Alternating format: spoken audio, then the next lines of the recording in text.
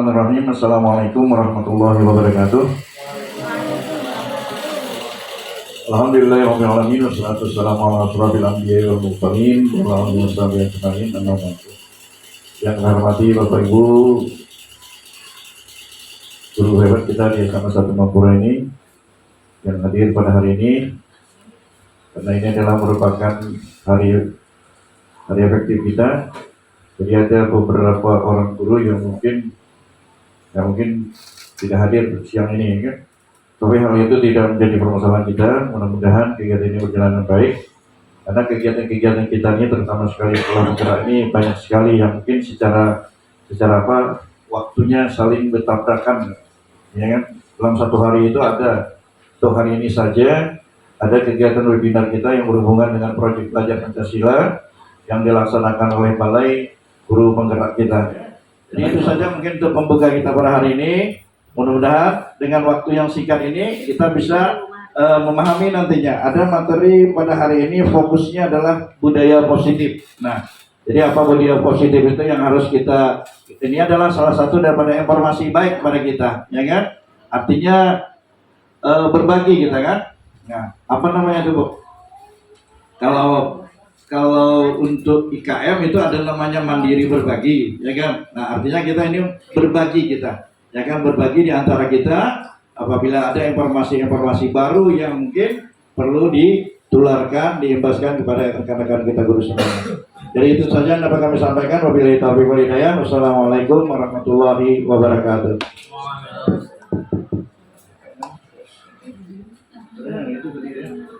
Assalamualaikum warahmatullahi wabarakatuh. Waalaikumsalam warahmatullahi wabarakatuh. Langsung saja Bapak Ibu, itu saya untuk mempersingkat waktu. Namun pertama dan utama sekali saya mengucapkan terima kasih kepada sekolah dan rekan-rekan guru yang telah memberikan tempat dan kesempatan kepada saya untuk melakukan penyembasan pada hari ini. Yang ini tak lain tak bukan hanyalah saya lakukan ada di program calon guru penggerak yang dilakukan oleh Kemendikbud. Nah, di sini saya diminta untuk mengimbaskan ke teman-teman. Namun sekali lagi saya mohon maaf ke teman-teman. Sebenarnya saya tidak lebih hebat daripada teman-teman semuanya, dan saya di sini juga masih belajar.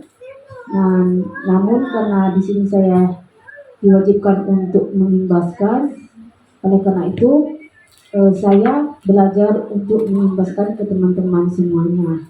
Nah, dengan demikian mudah-mudahan saya bisa berbagi dari apa yang saya telah dapati di calon guru penggerak ini. Untuk mempersingkat waktu, izin saya untuk memberikan sedikit video. Saya akan membuka video.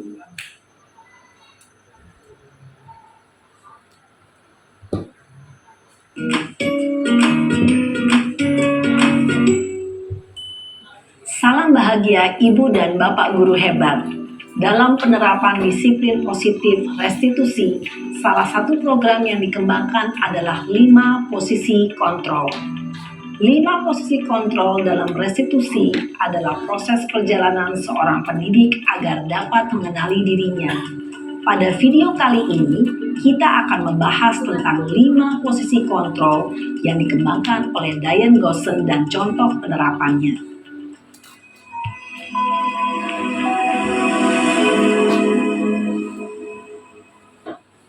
5 posisi kontrol itu adalah: 1. Posisi penghukum. 2. Posisi pembuat merasa bersalah. 3. Posisi teman. 4. Posisi pemantau atau monitor. Dan 5. Posisi manajer. Untuk lebih memahami kelima posisi tersebut, mari kita saksikan kasus Naren yang terlambat hadir 20 menit di sekolah dan melihat bagaimana kelima posisi kontrol dalam menghadapi masalah tersebut.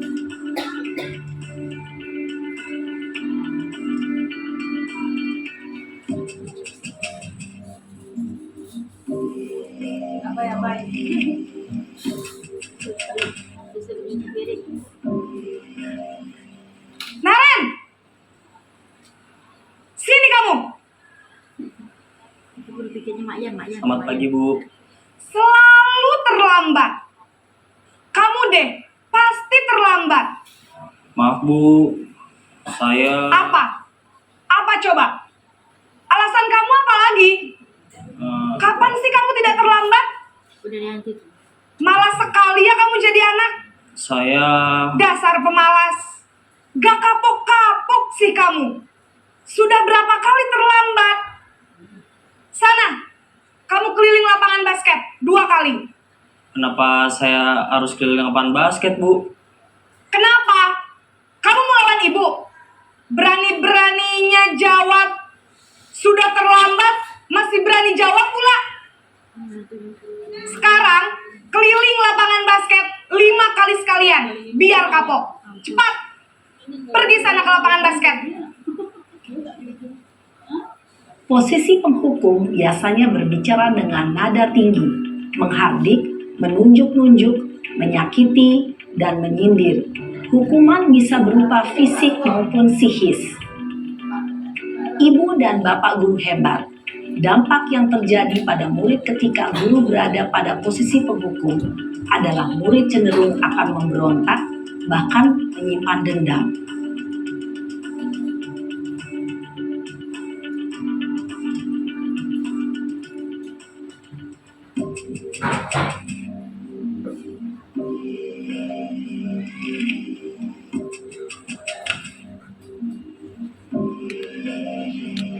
Naren!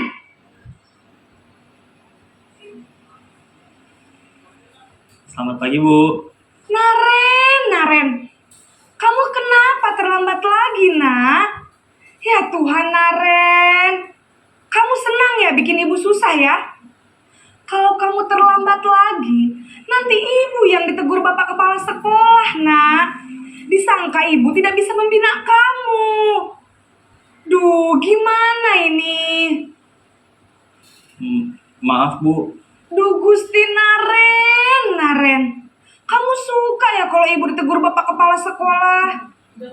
Terus, sekarang ibu harus tulis apa ini di buku absen? Ini kamu sudah sering terlambat loh. Ibu harus apa coba? Maaf, Bu. Maaf sekali. Ya sudah, lain kali jangan bikin ibu susah lagi ya nak ya. Ibu tidak akan kuat lagi kalau kamu begini terus. Bisa jantungan kalau ibu tegur bapak kepala sekolah. Sana cepat ke kelas. Maaf ya, Bu. Maaf sekali. Posisi pembuat rasa bersalah berbicara dengan nada tenang, cenderung lembut. Namun kata-kata yang diutarakan membuat murid merasa menjadi orang yang gagal. Memandang buruk dirinya sendiri, merasa tidak berharga, dan tidak sanggup membahagiakan orang lain. Ketika guru mengambil posisi pembuat rasa bersalah, murid akan menganggap dirinya yang bersalah dan ia akan menyimpan emosi negatif tersebut di dalam dirinya.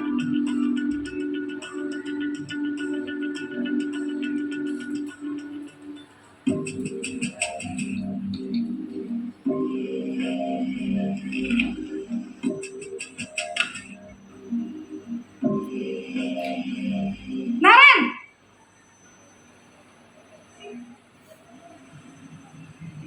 Selamat pagi, Bu. Wah, sudah jam berapa ini nak? Terlambat lagi ya sayang. Iya, Bu. Habis ibu saya lupa bangunkan saya, Bu. Kamu malah menyalahkan ibu kamu. Kamu bukannya anak yang larinya paling kencang. Kok terlambat sih? Iya, Bu. Saya memang terlambat bangun tadi. Jadi, biarpun saya lari kencang, tetap gak kekejar, Bu. Ya sudah sana. Nanti lain kali larinya lebih kencang lagi ya. Biar gak terlambat lagi. Bikin seneng ibu. Demi ibu. Bisa kan? Bisa lah, Bu. Ya sudah sana masuk kelas. Ibu beresin urusan absen kamu. Kamu ini ada-ada saja. Dalam posisi teman, guru berbicara dengan nada suara ramah, akrab, cenderung bersenda gurau untuk menjaga suasana tetap santai. Murid akan merasa senang, aman, dan akrab dengan guru. Identitas yang tercipta adalah identitas sukses atau berhasil. Namun, perlu diingat, karena ini masih dorongan eksternal, maka ada faktor ketergantungan dari murid kepada orang tertentu.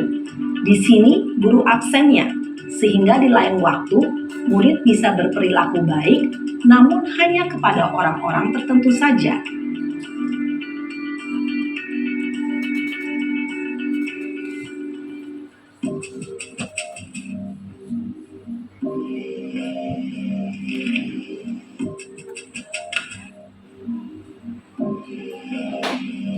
Naren,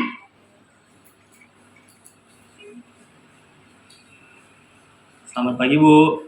Naren, apa peraturan sekolah kita tentang jam berapa kita harus masuk sekolah, nak? Kita harus di sekolah jam 7, Bu. Iya, betul. Sekarang sudah jam 7.20. Naren sudah tahu konsekuensinya jika terlambat hadir. Paham, Bu. Saya harus tinggal kelas pas jam istirahat selama 20 menit. Iya, benar. Konsekuensinya demikian.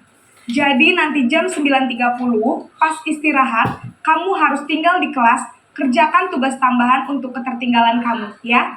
Baik, Bu. Posisi pemantau mengandalkan penghitungan atau data untuk mengontrol murid.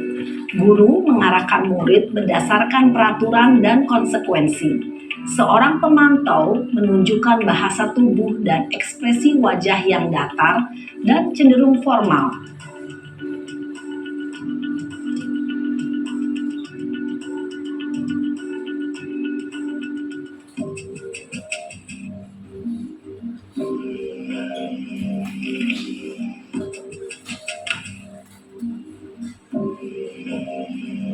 Naren!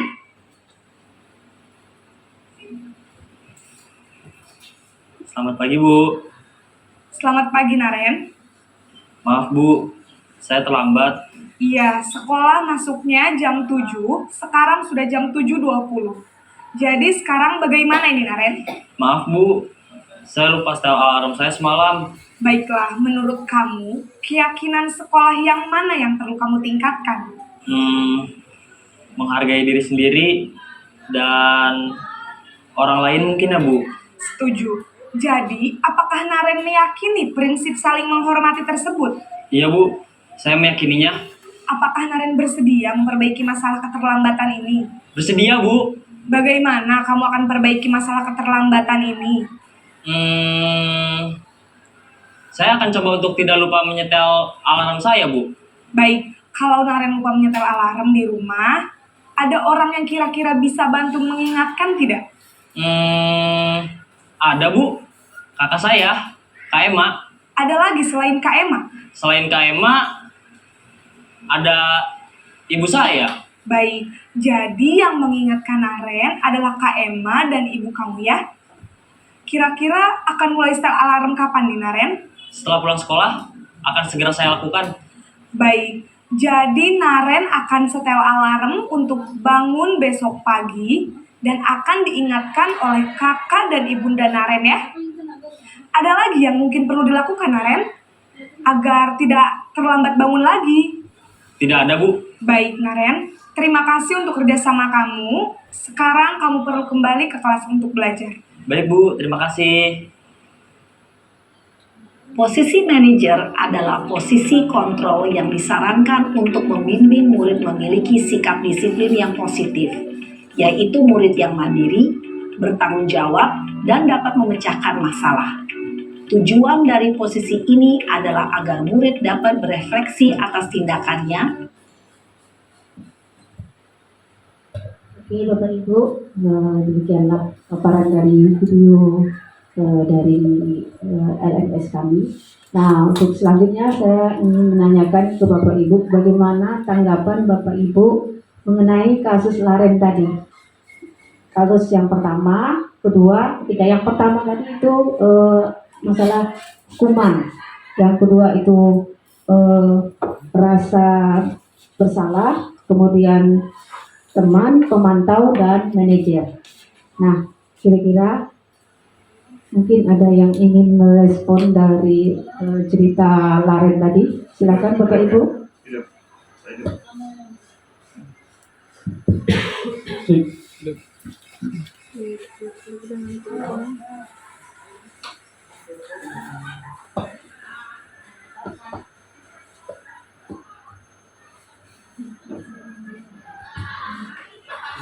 Ada Bapak Ibu? Iya, Pak Saifi.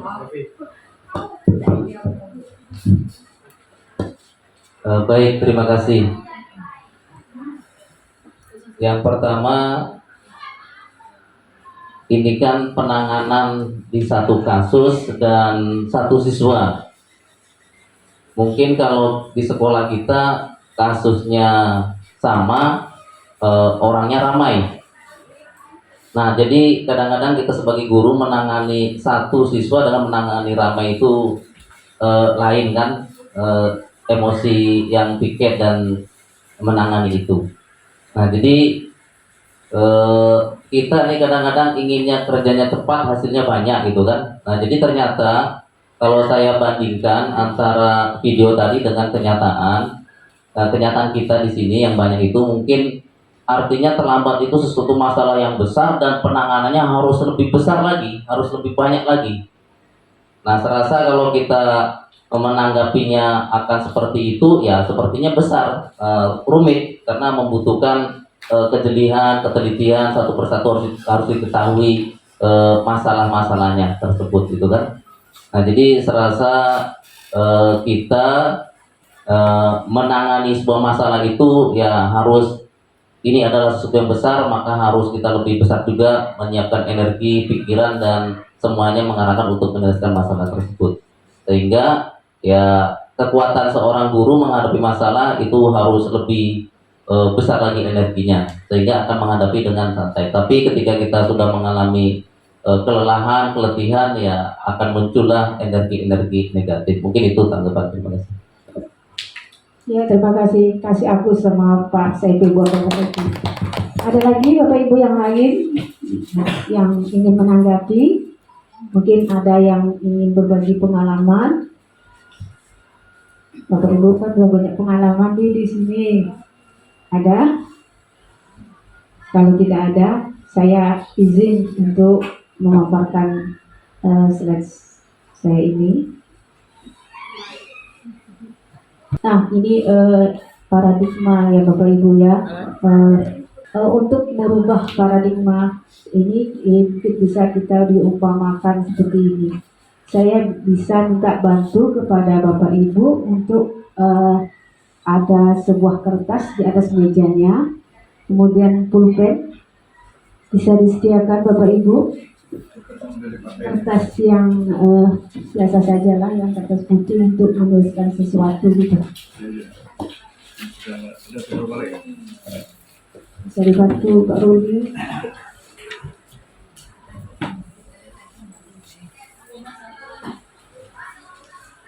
Yang sudah mendapatkan kertas,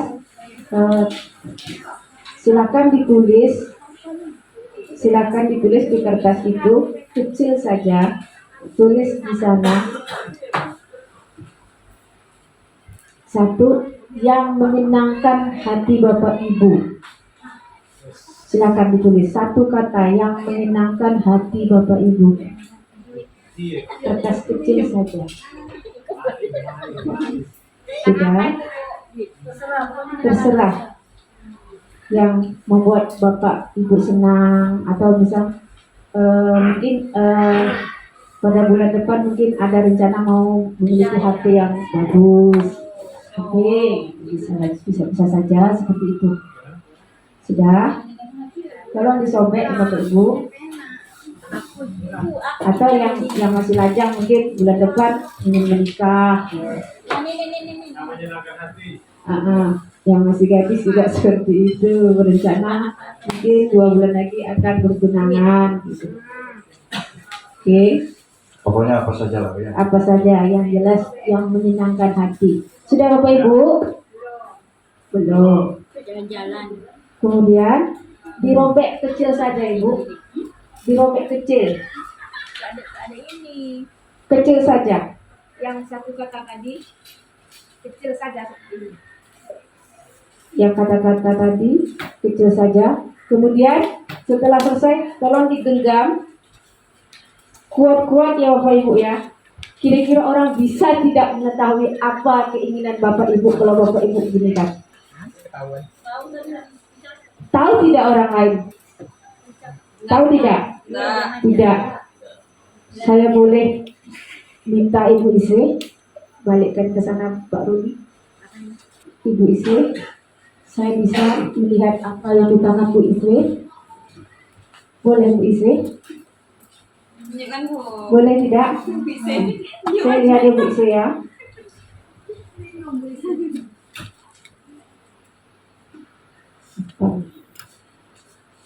Healing. Iya, Bu Isri ingin healing ya. Terima kasih Bu Isri. Ibu yang cantik bisa. Apa Bu? Apa tuh Bu? Tak nampak Bu. Syukur, alhamdulillah. Ada yang tidak mau memberitahu ke saya? Semuanya mau?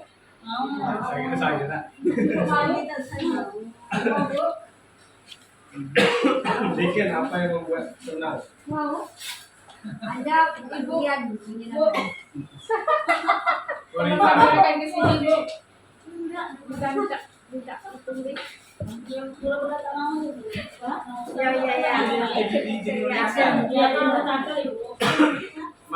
Ya, ini Ibu Eda Prita, tolong ke sini kameranya. Ibu, kenapa Ibu tak mau membuka itu? Bu, mungkin ada yang dirahasiakan. Malu saya dengan Bu Marta, nanti tahu apa yang saya tulis. Baiklah, terima kasih Bu ya. Karena Ibu tak mau, saya pun tak paksa Ibu. Ada lagi yang tidak mau membuka seperti Ibu Rita? Apa alasannya Bu? Allah, tepuk tangan Bu Ani. Oke, terima kasih. Nah, inilah paradigma. Ada dua pada paradigma kita. Yang tadi ada yang mau membuka, Bu Isri dengan Bu Tika. Yang tak mau membuka, Bu Eda Prita dan Ibu Aini. Inilah ya paradigma kita yang akan kita buka ke depan lagi ya. Saya tidak bisa memaksa. Tapi kan rahasia adanya kan begitu juga dengan paradigma ini. Jadi kita tidak bisa memaksakan. Karena sekuat apapun kita memaksa, kalau dari dalam diri kita sendiri tidak mau membukanya, dia akan tetap seperti itu. Oke, Bapak Ibu, izinkan saya melanjut slide-nya. Jadi maknanya kan jadi intinya tuh semua orang bisa terpaksa gitu. Iya gitu Bu. Jadi intinya hati gitu kan. Iya, nanti kita buka sesi jawab dulu ya. Izinkan saya apa di slide saya. Nanti boleh bertanya jawab kalau memang ada mau ditanyakan juga. Perubahan paradigma teori kontrol itu ilusi kontrol, yaitu ilusi guru mengontrol murid. Ilusi bahwa kritik dan membuat orang merasa bersalah dapat menguatkan karakter. Kemudian, ilusi bahwa semua penguatan positif, efektif, dan bermanfaat. Selanjutnya, ilusi bahwa orang dewasa memiliki hak untuk memaksa. Nah, itu dia. Selanjutnya, perubahan paradigma stimulus respon ke teori kontrol. Siapa sesungguhnya yang memiliki kontrol? Yang ini stimulus respon dan teori kontrol. Di mana stimulus kontrol di sini kita mencoba mengubah orang agar berpendapat sama dengan kita. Namun di teori kontrol kita berusaha memahami pandangan orang lain tentang dunia. Selanjutnya stimulus respon, perilaku buruk dilihat sebagai suatu kesalahan. Kalau di teori kontrol semua perilaku memiliki tujuan. Selanjutnya stimulus respon, saya bisa mengontrol orang lain. Kalau teori kontrolnya, Anda tidak bisa mengontrol orang lain. Kemudian stimulus respon, pemaksaan ada pada saat bujukan gagal. Teori kontrolnya, kolaborasi dan konsensus ciptaan pilihan-pilihan baru. Kemudian stimulus responnya, model berpikir menang atau kalah. kalau teori kontrolnya model berpikir menang-menang. Nah itu dia. Kemudian dilanjutkan lagi, apa makna disiplin? Nah, disiplin di sini berasal dari bahasa Latin, yaitu disiplin yang artinya belajar. Mana asal dari kata ini berkonotasi dengan disiplin diri dari murid-murid Descartes dan Plato. Disiplin diri membuat orang menggali potensinya menuju suatu tujuan apa yang dia hargai. Namun dalam budaya kita, makna kata disiplin telah berubah menjadi sesuatu yang dilakukan seseorang pada orang lain untuk mendapatkan kepatuhan. Kecenderungan umum adalah mengubah kata disiplin dengan ketidaknyamanan, bukan dengan apa yang kita hargai atau pencapaian suatu tujuan mulia. Nah, itu arti dari disiplin. Kemudian yang ini adalah nilai-nilai kebajikan universal. Di antaranya di sini adalah setiap perilaku perubahan memiliki suatu tujuan. Kemudian dengan mengaitkan nilai-nilai kebajikan yang diyakini seseorang, maka motivasi intrinsik akan terbangun. Lanjut, nilai-nilai kebajikan diantaranya itu adalah ini adalah profil peradaban Pancasila yang seperti yang kita ketahui, yaitu beriman, bertakwa kepada Tuhan Yang Maha Esa, mandiri, bernalar kritis, berkebinekaan global, gotong royong dan kreatif. Nah, di sini teori motivasi dan perilaku manusia. Nah, yang ini yang sering kita harus kita tekankan mungkin ya Bapak Ibu kepada murid-murid kita di sini itu motivasi. Motivasi yang kita ketahui itu ada dua, yaitu intrinsik dan ekstrinsik. Nah, yang mana motivasi ekstrinsik sini sering berlaku di sekolah-sekolah ya Bapak Ibu ya. Nah, di sini saya bacakan di antaranya motivasi intrinsik. Yang pertama, untuk menghindari ketidaknyamanan atau hukuman apa yang akan terjadi apabila saya tidak melakukannya. Nah, di sini ini motivasi yang eksternal ya Bapak Ibu ya. Kemudian yang kedua, motivasi eksternal berikutnya untuk mendapatkan imbalan dari orang lain atau institusi apa yang akan saya dapatkan apabila saya melakukannya. Nah, ini mungkin sering juga ini sedikit ranking hadiah seperti itu ya Bapak Ibu ya. Nah, inilah yang membuat karakter anak-anak kita mungkin selama ini tidak permanen karena motivasi mereka untuk melakukan sesuatu itu berasal dari eksternal bukan dari internal. Nah, apa dia motivasi internal itu? Di sini dikatakan untuk menghargai diri sendiri, saya akan menjadi orang yang seperti apa apabila saya melakukannya. Nah, yang seperti ini yang diharapkan kepada murid-murid kita. Jadi dia menghargai diri sendiri, dia ingin melakukan sesuatu karena dia ingin menjadi seperti apa.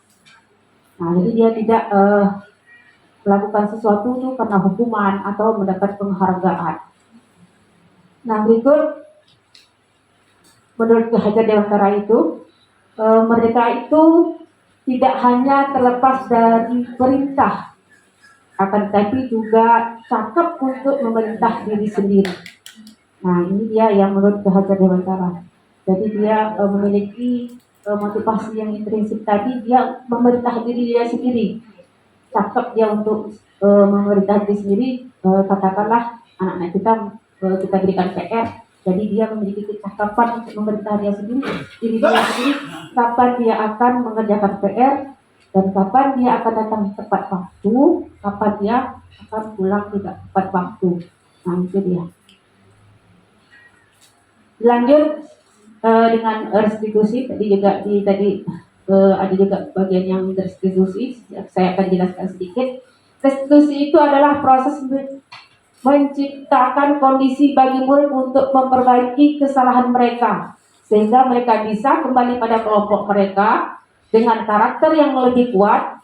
Restitusi juga merupakan konsep kolaborasi yang mengajar murid untuk mencari solusi untuk masalah mereka dan membuat murid berpikir tentang orang seperti apa yang mereka ingin menjadi tujuan mulia dan bagaimana mereka harus memperlakukan orang lain. Nah, di situ konsep dari restitusi. Apa saja ciri-cirinya yang dimaksud dengan restitusi itu? Nah, yang pertama bukan untuk menebus kesalahan, namun untuk belajar dari kesalahan. Yang kedua, memperbaiki hubungan. Yang ketiga, tawaran bukan paksaan. Yang keempat, restitusi menuntut untuk melihat ke dalam diri. Restitusi menjadi kebutuhan dasar yang mendasari tindakan. Yang kemudian, restitusi diri adalah cara yang paling baik. Restitusi fokus pada karakter bukan tindakan. Restitusi fokus pada solusi. Restitusi mengembalikan murid yang berbuat salah pada kelompoknya. Nah, seperti itu. Sampai di situ mungkin ada yang mau sharing antara Bapak Ibu? Atau saya lanjutkan saja? Oke, saya lanjutkan saja ya Bapak Ibu ya. Itu tadi Bu, makna dari menggenggam para ibu itu. Oh, yang menggenggam orang nanti di akhir slide ya Bapak Ibu ya. Penasaran Bu? Penasaran Bu? Iya. Oke lah. Mungkin saya kembalikan ke Bapak Ibu. Mungkin ada yang bisa memaknai yang digenggam erat tadi. Mungkin Bapak Kepala Sekolah mungkin bisa Pak bantu Pak. Assalamualaikum warahmatullahi wabarakatuh. Mungkin dari hasil praktek kita tadi kan, kita diberi wewenang untuk menuliskan ya kan, sesuatu yang bermakna yang baik untuk kita kan, artinya yang keinginan kita itu kan artinya.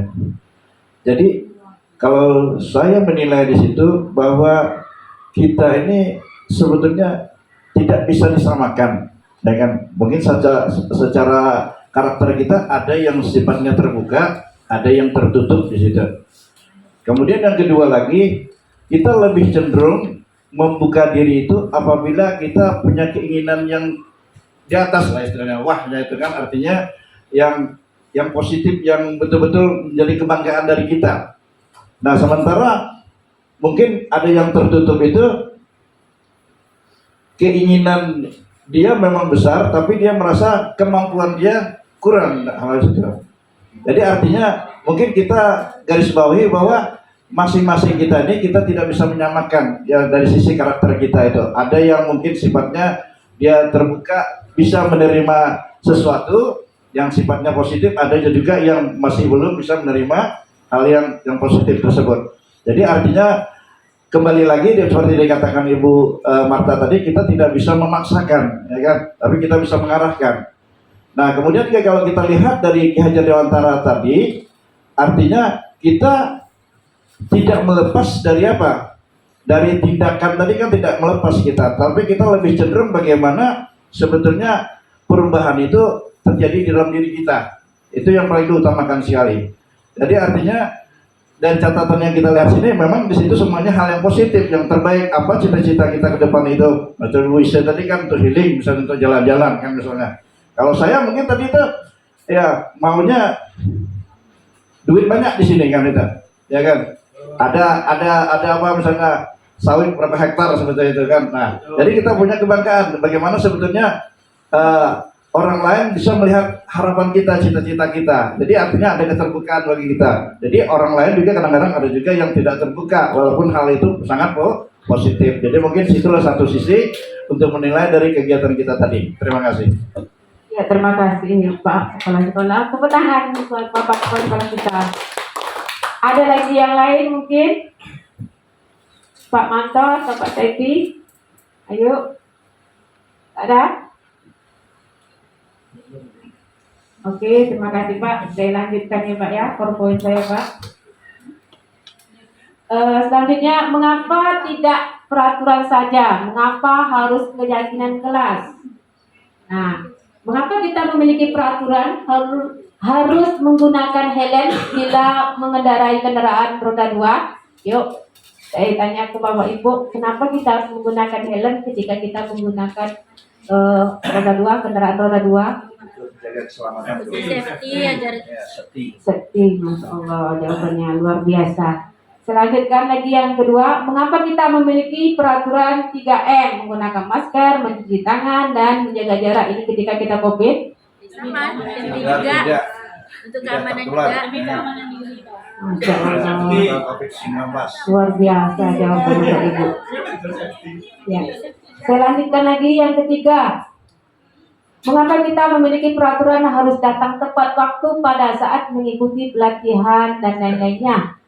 Agar tidak ketinggalan. Kenapa Bu? Agar tidak ketinggalan materi. Agar tidak ketinggalan materi. Bu Ise? Supaya tak malu. Ya, agar disiplin. Iya Bu Dar karena malu. Tidak kena marah ya. Bagus yang berwarna begitu, luar biasa. Ada lagi yang berwarna lagi? Jawabannya disiplin. Membiasakan diri membiasaan diri positif. Pembiasaan diri positif.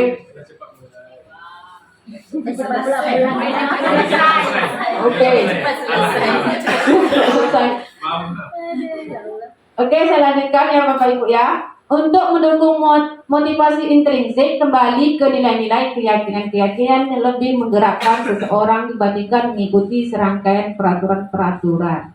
Nah, di sini dia kita lihat budaya positif ini yang besar, sebab besarnya diawali dari mana? Nah, diawalinya pertamanya itu dari kelas. Ya, jadi dari kelas, kemudian dari kelas ini timbullah lagi keyakinan kelas.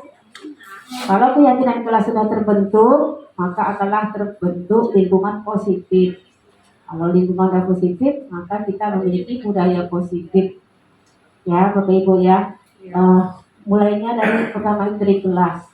Dan saya juga sering menanyakan ke anak-anak, kita harus punya khas gitu, ciri khas kita budaya positif. Kita sudah punya, saya sering mengatakan seperti itu. Salah satunya kita bersalaman, mengucapkan salam, kemudian berdoa, menyanyikan lagu Indonesia Raya. Ayo kita tingkatkan lagi budaya positif kita.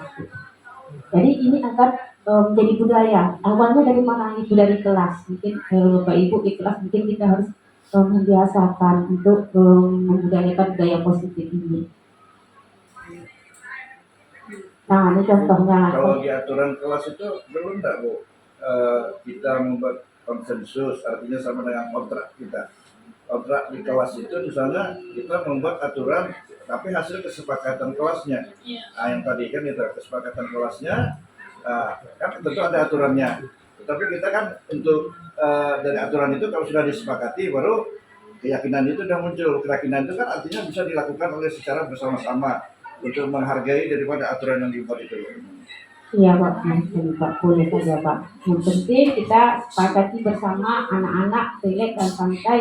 Kemudian guru juga seperti itu, karena kita memang merdeka. Oke, saya lanjut lagi. Ini salah satu contohnya kesepakatan kelas. Kami guru dan murid yang saling menyayangi. Yang B, kami murid yang yang semangat belajar. Kemudian yang ketiga di sini kami murid yang peduli dengan teman-teman. Nah ini contohnya, lanjut saja. Nah ini perbedaan antara peraturan dan keyakinan kelas. Di sini dapat kita lihat peraturan selalu kembalikan buku ke tempatnya. Ini peraturan. Kemudian kalau keyakinan kelasnya tanggung jawab. Kemudian peraturannya dilarang mengganggu orang lain. Keyakinan kelasnya menghormati orang lain. Kemudian hadir di sekolah 15 menit sebelum pembelajaran dimulai. Keyakinan kelas menghormati orang lain, berkomitmen. Kemudian dilarang melakukan kekerasan. Kemudian keyakinan kelasnya adalah keselamatan, menghormati orang lain. Kemudian dilarang menggunakan narkoba, itu keyakinan kelasnya adalah kesehatan, bergantian atau menunggu giliran. Yang keyakinan kelasnya adalah menghormati orang lain dan bersabar. Gunakan masker itu keyakinan kelasnya adalah kesehatan dan keselamatan. Jangan berlari di kelas atau koridor. Keyakinan kelasnya adalah keselamatan dan keamanan. Nah, ini adalah keyakinan kelas yang harus kita pertimbangkan ke peserta didik kita. Ada yang mau ditanyakan, Bu? Ada yang mau ditanyakan Bapak Ibu atau didiskusikan? Kalau saya melihatnya ke atas lagi tadi, Bu, sebetulnya. Yang mana Pak? Memang kalau kita kaji kemarin, nah sudah yang tadi, Bu, yang tadi Keyakinan itu kan. jelas. Kalau seperti ini bentuknya kan kita sudah nampak jelasnya itu kan. Artinya mengharapkan dari siswa itu kan muncul tanggung jawabnya di situ kan. Kenapa dia harus mengembalikan kepada tempatnya kan, berarti dia tanggung jawabnya untuk setelah membaca buku tentu tanggung jawabnya harus mengembalikan. Artinya kan seperti itu. Nah, jadi kalau kita buat peraturan mungkin bisa seperti itu peraturan, tapi sampingnya kita buat keyakinan kelas gitu. Nah, kalau misalnya Bu, dari beberapa kali kita mengamati anak kita misalnya kan, atau misalnya satu kali dia masih mungkin membalikan sebagai bentuk tanggung jawab dia, Bu ya. Nah, jadi tindak lanjut dari aturan itu ke keyakinan kelas misalnya 2-3 kali mungkin akhirnya nanti dia tidak mengembalikan buku pada tempatnya. Apa yang harus kita lakukan, tindakan apa yang kita harus lakukan? Kali ini sudah ini kalau saya sepakat nih Bu, kalau seperti ini kita buatnya, kan artinya siswa itu bisa melihat dari keyakinan kelas ini, berarti dalam diri dia secara internal itu dia harus ada ini kan sifat dia dari karakter tadi kan, bukan dari hukuman tapi dari karakternya. Di sini karakternya tanggung jawab. Mudah-mudahan kalau anak kita itu secara berangsur-angsur dia tanggung jawab, apapun yang dia lakukan, dia pasti akan kembali lagi disesuaikan aturan kayak gitu. Nah coba kalau misalnya kita mengamati lah, ya kan, mengamati dari beberapa kali misalnya, ternyata anak itu satu kali mungkin dia bisa kembalikan, 2-3 kali nanti ada dia mungkin ceroboh dia tidak dikembalikan. Apa konsekuensinya itu? Kita tidak menjatuhkan hukuman atau sanksi, tapi konsekuensi dia apakah kita menyampaikan sesuatu kepada anak kita atau seperti yang di video itu mungkin kita menanyakan, ya kan, apa kira-kira tindakan Anda atau anak peserta didik itu mengatasi terlambat tadi kan, seperti itu contohnya, Bu. Nah, apa tindakan kita? Kita buat sudah seperti ini kan? Kalau kita sepakat ini sebetulnya kan tanggung jawab misalnya. Nah, kalau anak itu sudah bertanggung jawab, apapun yang ada di aturan itu akan dilaksanakan dia sebetulnya. Ya. Ada Bapak Ibu yang bisa bantu jawab? Ini kan hal yang baru di Ini sebetulnya. memang masalah juga Kak, memang betul kata Bapak kan, memang harus ibaratnya harus ada konsekuensi itu kan. Tambah lagi emang ini apa dari yang peraturan dibuat sama keyakinan kelas ini lebih cocok untuk kayaknya menerapkan kepada anak TK lah kayaknya. Iya, TK SD gitu kan. Ya ibaratnya kan kalau anak SMA ini kan dia lebih Kan memulaikan kan. Makanya perlu adanya konsekuensi lah Pak tadi kan, jadi gimana? Ya. Apakah perlu seperti itu kan atau tidak mungkin kan itu. Ya. Kita kembalikan kepada Ibu Perpustakaan mungkin bisa menjawabnya. Untuk konsekuensi agar anak bertanggung jawab, kira-kira apa ketika anak tidak mengembalikan buku? Konsekuensinya Ibu? Sebenarnya, Ya. misalnya ini misalnya kalau tidak mengembalikan buku setelah membaca ya, tidak mengembalikan buku di tempatnya, bisa aja konsekuensinya kita suruh dia merapikan buku yang ada di rak. Nah, itu salah satunya, merapikan buku Ibu ya. Mungkin yang lain ada Bu? Cuman itu aja. Tidak dengan fisik kita kan, artinya kita berharap apa yang artinya kesalahan ya itu ya, kesalahan yang dilakukan itu disesuaikan dengan yang dikerjakannya. Jadi konsekuensinya ya benar sekali Nggak mungkin kita secara fisik mengapakan dia kan. Nah, karena yang dilakukannya hanya tidak mengembalikan buku ke tempatnya. Nah, jadi kita suruh aja merapikan buku yang ada di rak. Iya, seperti itu Pak. Ini dari sumber dari perpustakaan. Jadi konsekuensi itu segala perbuatan anak itu, misalnya dia menumpahkan air di atas meja, disuruh dia mengelak lagi. Seperti itu mungkin rasanya bisa lah. Nah, kemudian mungkin kalau anak menendang bola pecah kaca, kaca itu diganti gitu Pak. Tapi kalau Jadi bukan yang lain-lain gitu. Misalnya disuruh lari, pula dia memecahkan kaca, itu langsung kita suruh lari di lapangan, nggak ada hubungannya gitu. ya Nah, jadi yang itu Konsekuensi positif. konsekuensi positifnya seperti itu. Jadi di situ ada pembelajaran yang memang iya sih Bapak Ibu ya. Memang ini akan ada kendala. Nah, namun kita kan berusaha gitu. Kalau seandainya sekali dia kita kasih konsekuensi dia kerjakan juga, terlaksana juga oleh dia, besoknya kita ingatkan lagi juga seperti itu dan terus berulang-ulang seperti itu. Nanya kalau macam kayak buku atau izin balikin wajar bisa kita terima, bisa kita terapkan kan. Tapi kan realita kita di kelas misalnya macam lah kan, buat kesepakatan kelas kan antara siswa misalnya harus membawa ke cetak, tak boleh beramal masuk kelas kan ada aturan. Tapi yang melanggar itu justru anak-anak itu juga. Dan juga buat konsekuensi, satu kali melanggar mungkin nasihati, kedua kali misalnya dia melanggar lagi, suruh ibaratnya minta oleh kelas yang menasihati dia, tapi berikutnya buat lagi mana tuh solusinya? Ibu udah kasih konsekuensi kesepakatan. Apa kira-kira Ibu? Saya mau dengar apa konsekuensi Ibu kasihkan. Ibu bilang bawa buku, ternyata dia tak bawa buku. Kira-kira apa? Jadi kalau mungkin konsekuensi kan di kelas itu mungkin kalau anak-anak itu kalau dikasih konsekuensi nasihat itu kan mungkin dia ngulang lagi kan. Jadi mungkin yang sepele sih mungkin salah gitu kan. Tapi cuma dibagi aja. Kalau buat misalnya satu kali dia tak bawa buku cetak, karena kalau tak bawa buku cetak kan mengganggu kawan kan, bukan? Jadi masalah di kelas ini orang yang belajar karena ada yang tak bawa buku menjadi mengganggu. Jadi sama itu wajib ada saja buku cetak supaya semuanya belajar. Jadi kalau ada anak yang tak bawa buku cetak sekali, mungkin ayah nasihati ya tanya, apa tak bawa ini? Atau dia rasanya tak ada buku atau belum minjam bukunya tak ada di pustaka kata dia gitu kan? Tak ada di pustaka gini aja lah. Kalau tak ada kan anak kita paling jawab nih kan, bukan? Kalau tak ada buku di pustaka, mintalah tanda tangan berisi atau berdayu membuktikan kalau buku itu memang tidak ada gitu kan, bukan? Nah, itu yang pertamanya bisa. Kalau yang kedua nanti dia buat lagi, dia bilang lupa lagi gitu kan. Kalau lupa lagi yang kedua mungkin dia salah sih, kena kesepakatan kelas kan kami pakai denda gitu, memang tak boleh sebetulnya denda kan. Tapi untuk mengapa efek jerah anakku aja, dendanya mungkin nanti numpuk sampah satu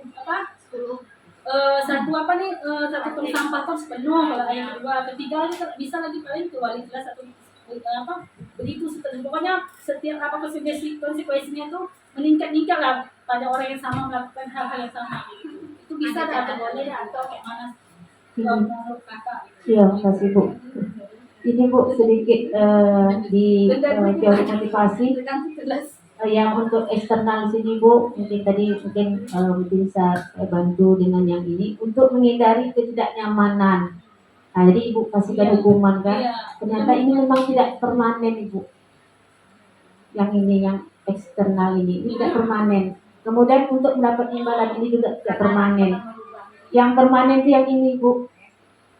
Untuk menghargai diri sendiri dan orang lain. Memang lambat mungkin proses untuk dari dalam itu kan memang lambat sudah. Jadi kalau Ibu kasih jadi bentuk hukuman, mungkin ada hal yang terbaru nanti akan berulang lagi berikutnya. Jadi apa solusinya? Denda tadi kan sama dengan hukuman ya Bu ya. Denda besok ya oke lah, saat ini tidak, besok ya denda lagi. Ini kan yang tadi untuk menghargai diri sendiri. Jadi dari diri ya Bu ya. Dan Bapak bilang tadi itu lama prosesnya. Dan kita belajar hampir setiap hari dan anak itu melakukan kesalahan yang sama. Jadi ada trik nggak Kak? Kira-kira biar ini tidak terulang karena dia lagi nggak bawa buku, ganggu teman, dia lagi yang apa? Jadi kayak kami tuh kayak flashback. Itu lagi, dia lagi kayak ngulang. Kalau bahasa Inggris lah, kamus dia lagi nggak bawa gitu, buku latihan dia lagi nggak bikin karena Bapak bilang lama gitu kan. Ada nggak triknya biar maksudnya kelas tetap kondusif? Udah dinasihatin Pak, kelas tetap kondusif, pembelajaran tetap materi tetap tersampaikan, anak tetap merdeka gitu. Itu aja, karena yang tadi gue bilang sadar diri kita tuh lama gitu, kita aja sadarnya lama loh gitu, apalagi anak yang lagi labil gitu. Jadi ada trik nggak Kak kira-kira yang cocok gitu, apalagi kan bahasa Inggris itu kendala di kamus gitu, selalu tertinggal. Kalau buku enggak, alhamdulillah buku di saya soalnya. Iya Bu ya. Jadi untuk meningkatkan motivasi anak ini ada dua tadi, eksternal dan internal. Kemudian kalau masalah tadi trik itu mungkin kembali lagi mungkin ini Bu, kalau bisa saya sarankan untuk pembagian anak, mungkin anak ini belajar tentang audio, mungkin anak ini memang nggak suka dia belajar pakai buku literasi, mungkin bisa jadi gitu. Jadi kita kelompokkan anak itu mana yang audio, mana yang visual, mana yang literasi. Jadi mungkin yang tidak suka membaca itu mungkin memang dia bosan dengan buku, dia juga nggak suka gitu. Gimana caranya gitu kan? Mungkin itu trik mungkin ya Bu, kalau ibu mau minta triknya. Namun kalau memang tadi yang hukuman tadi itu rasa saya kalau menurut yang berlaku Bukan hukuman konsekuensi Kak. ya enggak, kalau yang hukuman itu tadi saya luruskan Bu, itu yang kayak denda itu udah termasuk hukuman bukan konsekuensi. Yang konsekuensi itu dia segala perbuatan anak itu sesuai dengan apa perbuatan dia. Misalnya anak itu tadi terlambat, jadi dia jam pelajaran dia tadi itu yang nanti ditambah. Nah, jadi kalau dia terlambat nggak perlu suruh dia cuci piring atau di WC, cuman dia ditambah jam pelajaran tadi yang kurang gitu. Jadi apa perilaku anak itu yang namanya konsekuensi. Selain daripada itu namanya hukuman. Kalau di dalam teori ini ya Bu ya. Nah itu saya menyampaikan teori itu. Ya silakan Pak Manto. Kemarin kira-kira 2 minggu yang lewat ada sama rumah tangga itu kita membangun komitmen kesepakatan dengan orang tua atas perilaku anak yang selama ini beraneka ragam. Jadi atas kesepakatan kita bersama dengan orang tua, kita membuat tata tertib yang harus diikuti oleh semua kita, mas anak, terutama pada anak. Dalam tata tertib itu, meskipun namanya lain, komitmen yang kita buat itu konsekuensinya tetap juga ada menyangkut tentang hukuman. Kalau dibilang kasarnya kan hukuman, konsekuensi itu kan sebab akibat yang diperbuat. Jadi seperti yang video tayangan awal tadi yang nomor 3 tentang manajemen kan, tadi itu sudah mulai mengarah ke yang lunak. Kenapa tidak salah menyetel alarm, kemudian orang tua tidak mengingatkan dan kakaknya nanti yang akan mengingatkan ketika itu. Jadi andaikan sudah sampai ke manajemen itu ketiga-tiganya alarm tidak berbunyi, besok ditanya lagi, tapi ibu sudah pergi sebelum kami bangun, kakakmu sudah pergi juga, nanti kan masalah lagi juga itu. Alasan nanti hari yang kedua seperti itu. Jadi akibat barangkali itu apa dibolehkan kalau konsekuensi itu kita berbentuk hukuman tapi yang mendidik atau apa namanya yang seperti denda, seperti yang kita sepakati dulu itu sama orang tuanya. Ini kan kesepakatan bersama yang ditandatangani orang tua dan sekarang kebetulan kami sedang merekap itu. Kalau itu tidak boleh itu mentah lagi masalah itu kan. Jadi pertanyaan kami, apakah hal itu tidak dibolehkan atau ada cara lain yang supaya anak itu bisa jerah? Terima kasih. Terima kasih Pak Manto. Tadi sudah dipaparkan ya Pak Manto ya, ada yang namanya hukuman, ada yang namanya tadi memberi rasa bersalah, teman, kemudian manajer, dan ada juga pemantau. Nah jadi kalau menurut yang disarankan itu adalah sebagai manajer. Nah, kalau yang dihukuman tadi kan ada kan Pak yang tadi udah dipaparkan oleh dia juga gitu. Kalau Bapak mau nanyakan yang mana, ya kalau menurut yang apa itu yang sebaiknya kalau tak bisa lagi gitu Pak, baru boleh kita menggunakan yang hukuman itu gitu. Nah itu Pak Manto, jawaban dari saya. Oke Bapak Ibu, saya lanjutkan lagi ke PT-nya Bapak Ibu, Presiden Susi udah.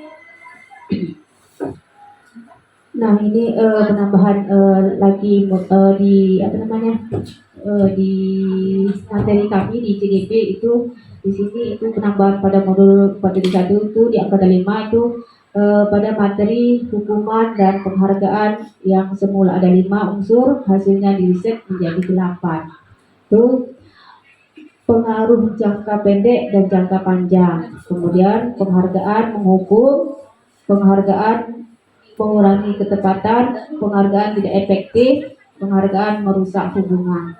Nah itu kemudian kalau hukuman di sini itu adalah penghargaan menurunkan kualitas.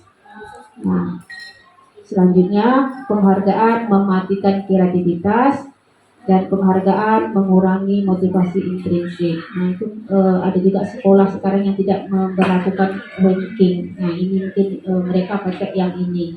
Jadi mereka mengambil dari penghargaan itu mematikan kreativitas. Jadi kalau tidak ada penghargaan, nah, kita tidak beraktivitas. Kalau tidak ada itu dan ini kita bekerja seperti itu. Nah ada juga sekolah yang sekarang sudah menghilangkan yang seperti ini gitu. Ya, Pak. Nah, ini tindakan guru. Contoh salah satu di antaranya hukuman atau konsekuensi. Mencatat 100 kali di dalam buku kalimat, saya tidak akan terlambat lagi karena terlambat ke sekolah. Itu adalah merupakan hukuman. Kan tidak ada hukuman, tidak ada hubungannya ya Bapak Ibu ya.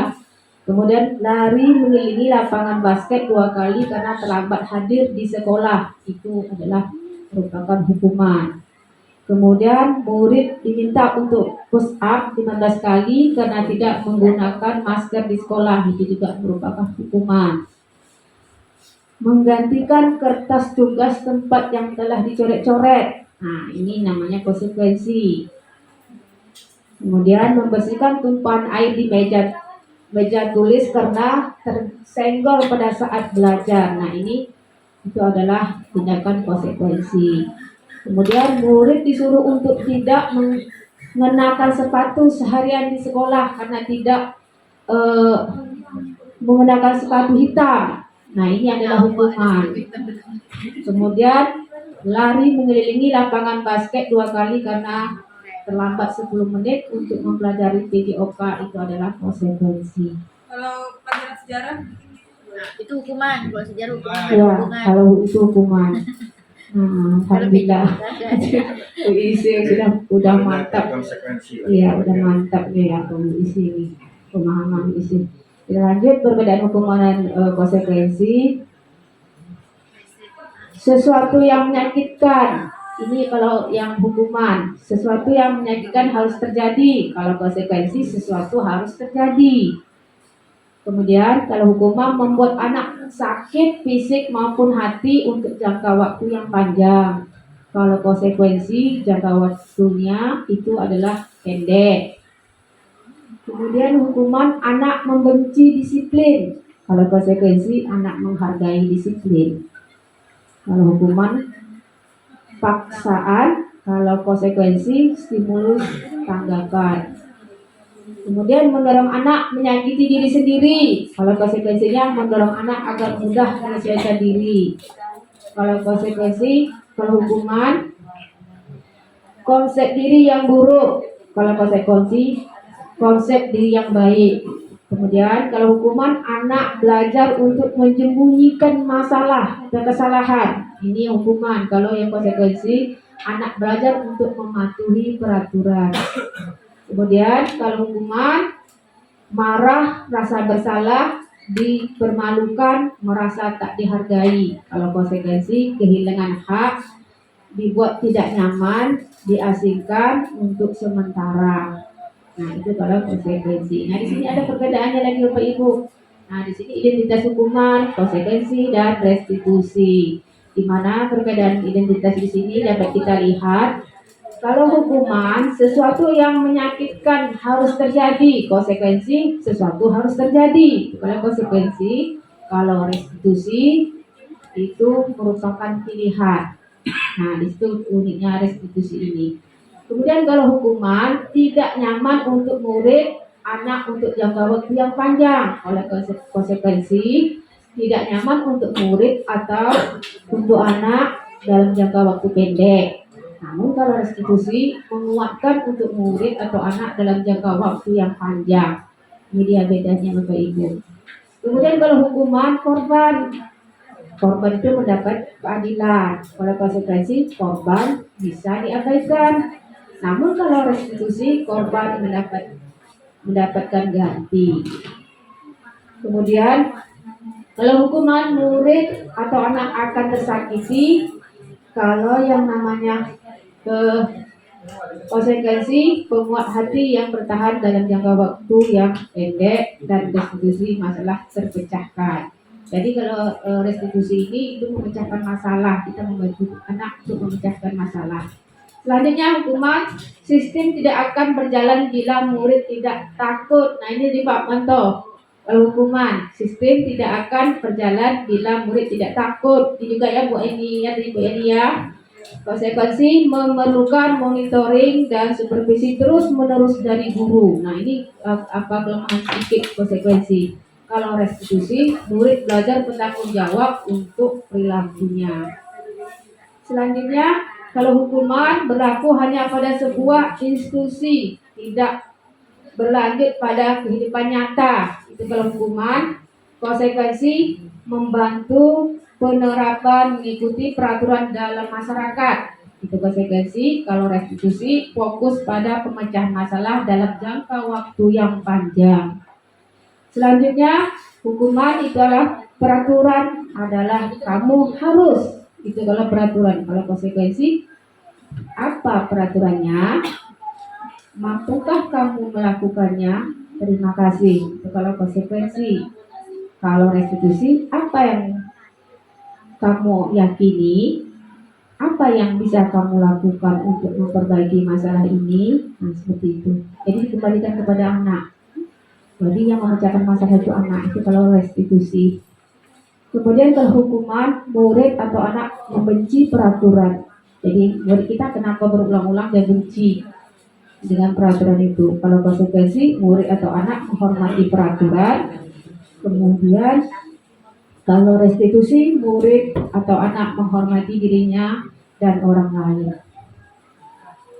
Nah ini kebutuhan dasar manusia. Nah ini kemarin yang sedikit saya singgung kemarin di labor juga Bapak Ibu. Itu kebutuhan manusia itu adalah tentang kasih sayang dan rasa diterima. Kemudian penguasa, kebebasan dan kesenangan. Jadi di sini kenapa anak kita pengennya senang aja di lokal itu, memang dia pengen punya rasa kesenangan gitu. Dia senang dia seperti itu. Nah kita harus pahami juga.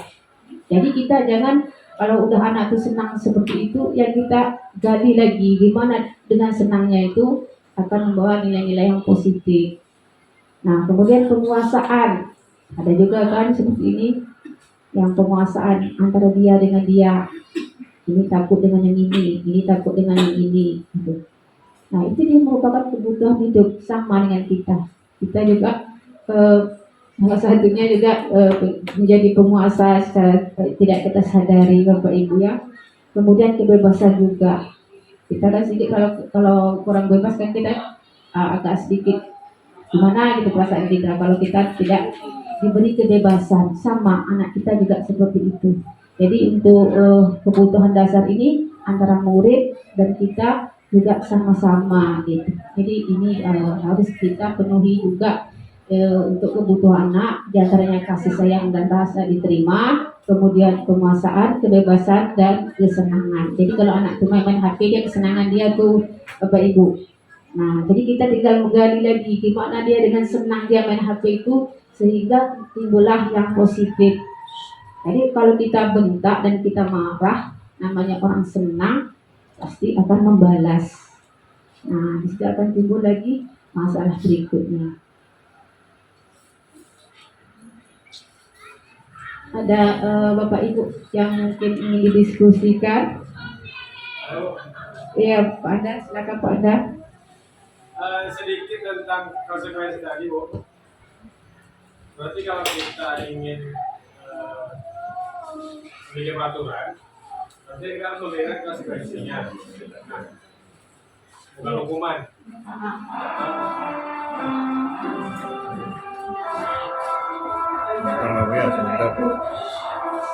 Jadi mungkin bisa kita diskusikan sama-sama atau sama-sama kita pikirkan lah.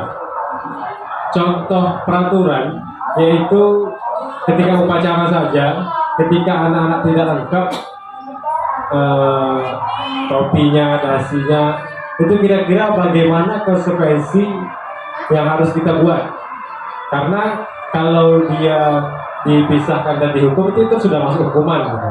Jadi bagaimana? Nggak bisa kan gitu konsekuensi. Salah satu contohnya gitu.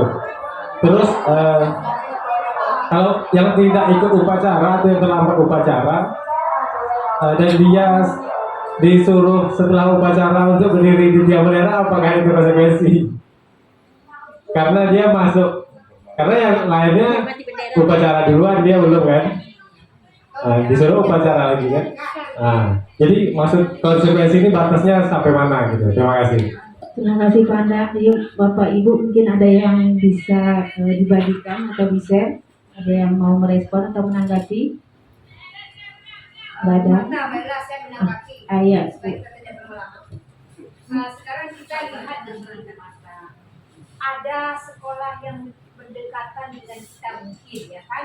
Mengapa mereka bisa, anak mereka tidak terlambat dalam masuk sekolah, sementara sekolah kita berdedai tidak terlambat masuk sekolah? Saya rasa faktor pendukungnya bukan karena gurunya yang merepet-merepet, tidak begitu juga, bukan hanya itu, tetapi pola pikir. Saya rasa pola pikir mereka mulai di lingkungan, di rumah dan lain sebagainya.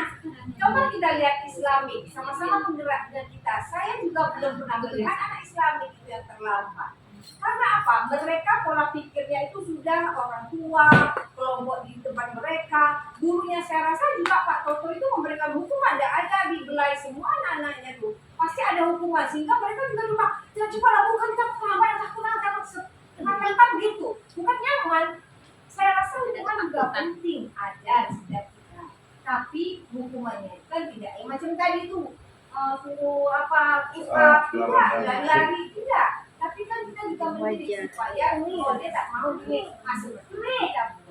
Nah, menurut saya hukuman itu wajib. Tapi ada kadarnya. Ketika dia kawan yang satu sudah lengkap bajunya untuk upacara, dia topi tak ada, dasi tak ada, tidak pula kita letakkan dia dalam barisan tertentu.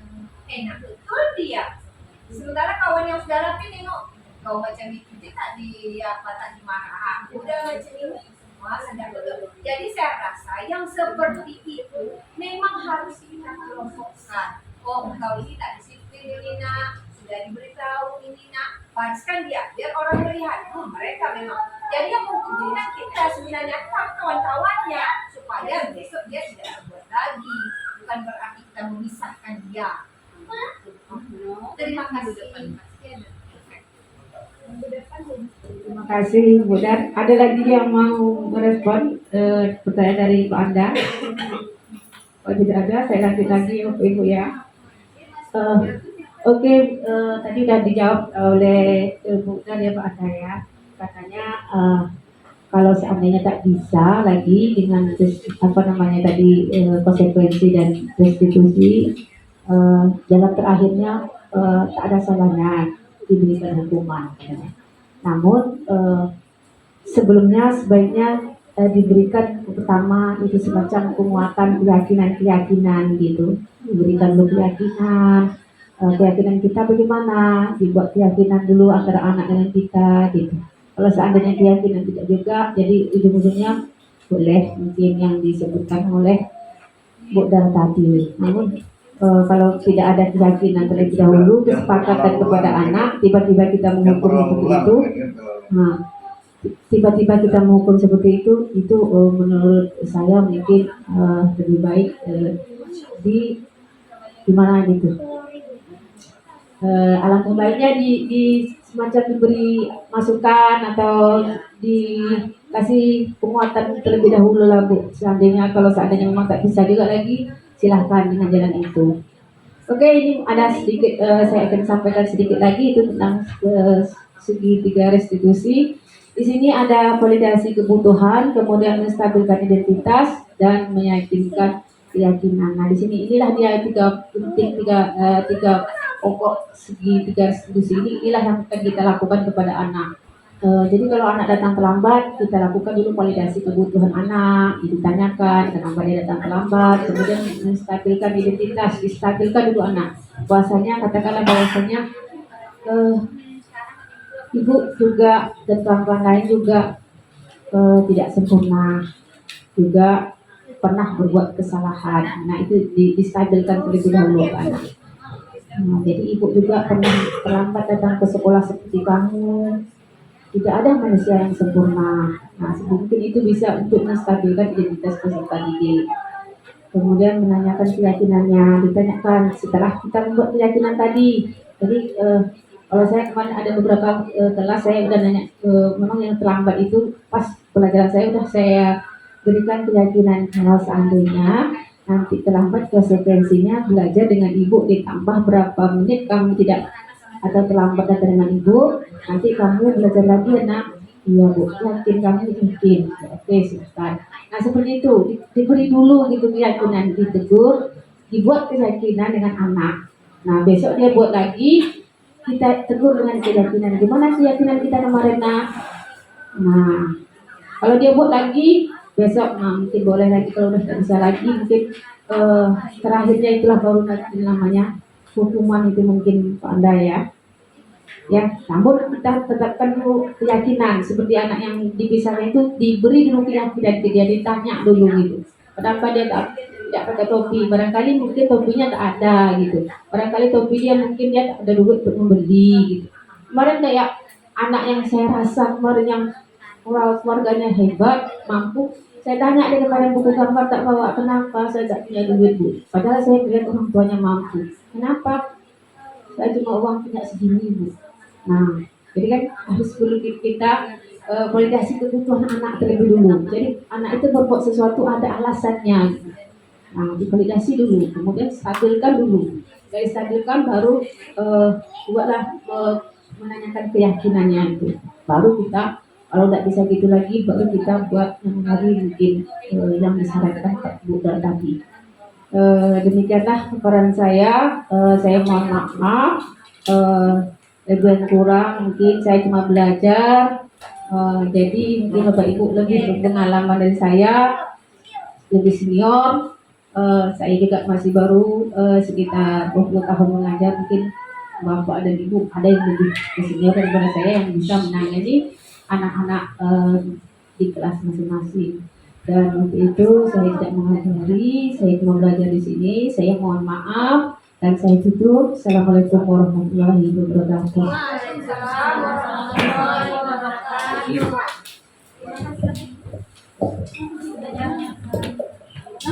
Terima kasih kami ucapkan kepada Ibu Marta yang menjadi narasumber kita pada hari ini. Mudah-mudahan ini adalah budaya positif kita. Yang memang ini adalah hal yang baru, ya kan? Yang hal baru artinya kita selama ini mungkin perlulah melepas, ya kan, peraturan paradigma lamanya itu kan secara perlahan-lahan. Yang memang kondisi sekarang itu mungkin kalau kita langsung tanggap sebetulnya setiap tugas itu kan, setiap hukuman yang kita lakukan itu, misalnya anak membuat kesalahan kita langsung tanggap dengan bentuk apanya yang intinya terakhirnya kan untuk menjerahkan anak ya. Jadi artinya setelah kita melihat apa materi yang disampaikan ini dari segitiga tadi, artinya kita harus memulainya dari situ dulu ya kan. Kita mengkondisikan juga anak-anak kita yang mungkin selama ini yang terlambatnya yang lebih sering terlambatnya itu yang mungkin kita fokuskan lagi kan itu. Jadi mulai tadi apa tadi sampai pada keyakinan tadi kan, validasi dulu kebutuhannya. Dan mungkin dia terlambat kita langsung mungkin marah-marah itu mungkin salah. Tentu kita harus tanyakan kenapa alasannya dia terlambat. Kalau misalnya sepeda motornya mungkin yang rusak, yang mungkin tentu kita tidak bisa memberikan sanksi. Sebetulnya memang itu bukan penyebabnya. Jadi dari beberapa kali kita mau validasi ini, barulah nanti mungkin satu sisinya kita lakukanlah konsensusnya lah namanya, bukan hukuman, yang sifatnya adalah hal yang positif. Karena ini juga berkenaan dengan beberapa waktu yang lalu ada di suatu sekolah itu memperlakukan anaknya, ya kan, hanya mencubit bu, tapi biru, ya kan, sehingga datanglah KPI-nya datang, ya kan, ke sekolah itu, ya kan, banyaklah hal-hal yang jadinya. Nah, jadi artinya kita berharap kepada Bapak Ibu, memang kalau kita lihat dari sini memang kesabaran itulah yang perlu diapakan dimunculkan betul. Kalau kita lihat guru itu sudah sabar gitu kan. Nah itulah. Memang kalau kita kaitkan lagi mungkin seperti yang disampaikan Ibu Daryanti tadi, mungkin pola pikir anak kita belum berubah itu kan, misal berubah itu karena kalau kita melihat macam SMA Sains Tahfiz itu memang sudah terpola dia kan, karena orang tua yang mau menyekolahkan anaknya di sana juga sudah paham dia, ya kan, sudah paham dia, ya kan. Nah, sudah ada lah artinya.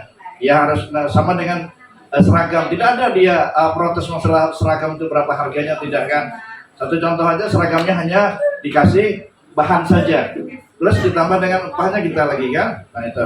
Jadi ada konsensus antara guru kemudian orang tuanya sehingga proses itu berjalan dengan baik. Ada kesadarannya itu. Orang tuanya juga punya kesadaran ya kan, membantu kita ya dari satu sisi bagaimana pembinaannya. Jadi itu saja yang mungkin dapat kami sampaikan. Terima kasih sekali lagi atas atensinya.